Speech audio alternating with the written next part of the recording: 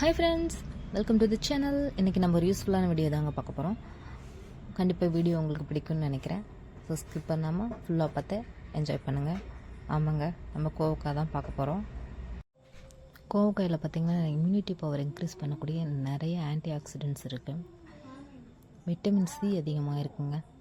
நீர்ச்சத்துலாம் ரொம்பவே அதிகமாக இருக்குது. அப்படிப்பட்ட கோவக்காய் ஈஸியாக நம்மளுக்கு வேலி ஓரத்துலேயே கிடைக்குதுன்னா நம்ம விட்டுருமா?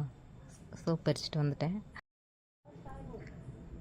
இந்த கோவக்காய் பார்த்திங்கன்னா நல்லா திரண்டு பெரிய பெரிய காயாகவே இருந்ததுங்க. நல்லா ஃப்ரெஷ்ஷாகவும் இருந்தது. பார்த்த உடனே விட்டுட்டு வரத்துக்கு மனசே இல்லைங்க.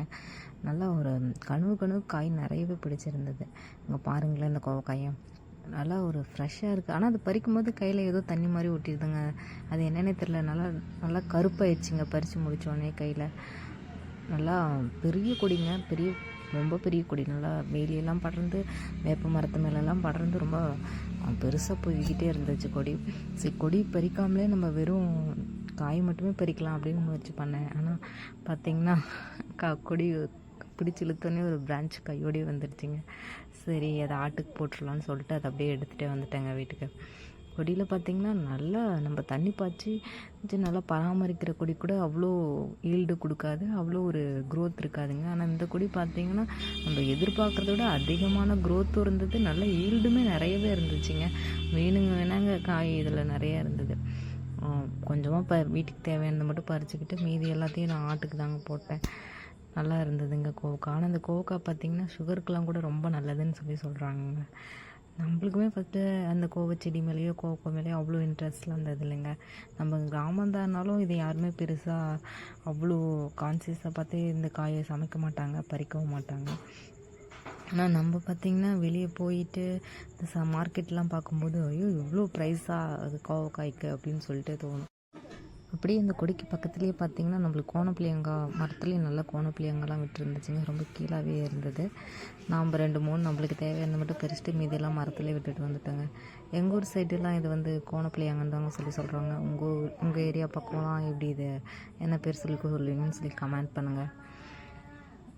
அப்புறம் பார்த்திங்கன்னா கோவக்காயோட ப்ரைஸுங்க மார்க்கெட்டில் பார்த்திங்கன்னா இது 30 ரூபா 40 ரூபா சொல்லிட்டு இருந்தாங்க. அவ்வளோ ப்ரைஸ் கொடுத்து இதை வாங்கி சாப்பிட்ற அளவுக்கு இதில் என்ன அப்படி நியூட்ரியன்ஸ்லாம் இருக்குது அப்படின்னு சொல்லிட்டு சர்ச் பண்ணி தாங்க நானே இப்போது ரீசெண்டாக கண்டுபிடிச்சேங்க.